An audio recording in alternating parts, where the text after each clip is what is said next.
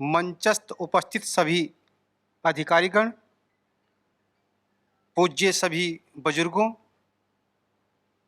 श्री पवन कुमार जी जो हमारे इस कार्यक्रम के संचालक हैं, और बेनीपुरी जी, विवेक बेनीपुरी जी, और आप सभी बंधुओं, माताएं, बहनें, जिन्होंने क्या कहूँ, जिन्होंने ऐसा सहयोग किया है।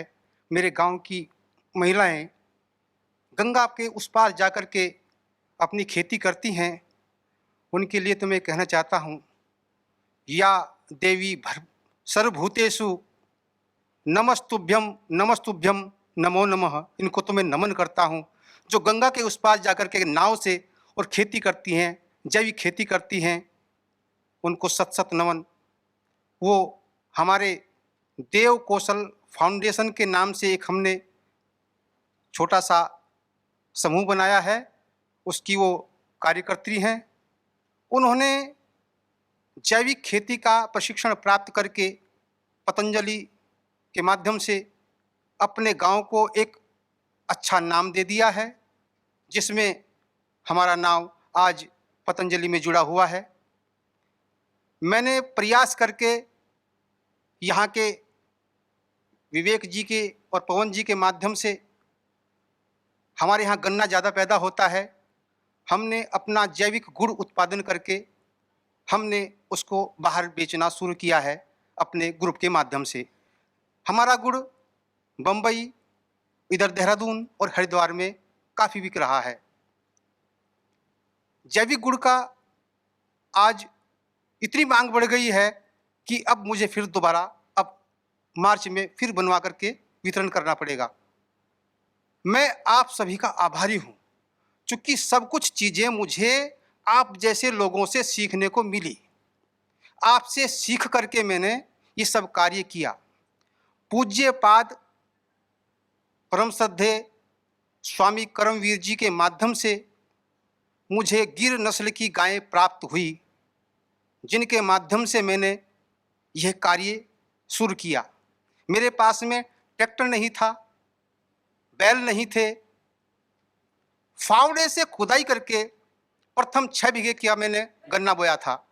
मेरे बच्चों ने 4 लड़के हैं, उन्होंने फावड़े से खुदाई की। मेरी पत्नी भी फावड़ा चला करके कार्य कराती है। मेरी गांव की सभी महिलाएं सब काम करती हैं खेती का, उनको बहुत बहुत नमन। मेरे गांव से ही ऐसे एक, जिनको कोई ऐसे बोलते हैं कि ये कम बोलते हैं या कम सुनते हैं, मेरे भ्राता बड़े बाबूराम जी, आप खड़े हो जाइए। बाबूराम जी खड़े हो जाइए आप, जिन्होंने मुझे सहयोग करके बैलों से खेती करना सिखलाया है। मेरे गुरु भी हैं, इन्होंने मुझे बैल से खेती करना सिखाया है। बाबूराम जी, इनके पास में बैल हैं और उनसे खेती कराते हैं। इनको सत सत नमन।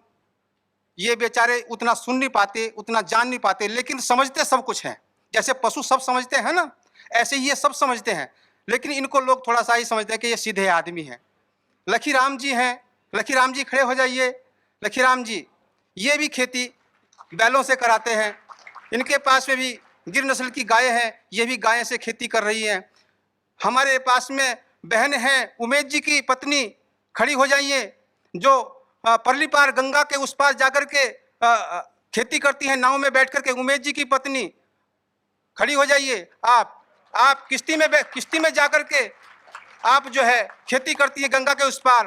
किश्ती अपना आप चलाती हैं, इनके जो पति हैं वो भी किश्ती चला करके गंगा से उस पार खेती करते हैं। हमारी सारी जमीनें गंगा के उस पार हैं। हमें कितनी पीड़ा होती है, कितना सहन शक्ति इन महिलाओं को है। कुछ महिलाएं तो बेचारी ऐसी हैं जिनको वो बच्चे भी उस तरफ होते हैं और वो बच्चे भी लाती हैं और घास भी लाती हैं। ऐसा हमको झेलना पड़ता है। ये ऑर्गेनिक खेती कर रही हैं, वास्तविक खेती कर रही हैं। गंगा की जल के वजह से मेरा गुड़ बंबई जा रहा है, क्योंकि वो देख करके गए हैं कि हम गन्ना कहाँ उगाते हैं। हमारा सारा जो एरिया है वह सब गंगा के अंदर आता है, तो इस वजह से वहाँ मेरा गंगा का एरिया होने की वजह से गुड़ बाहर जा रहा है।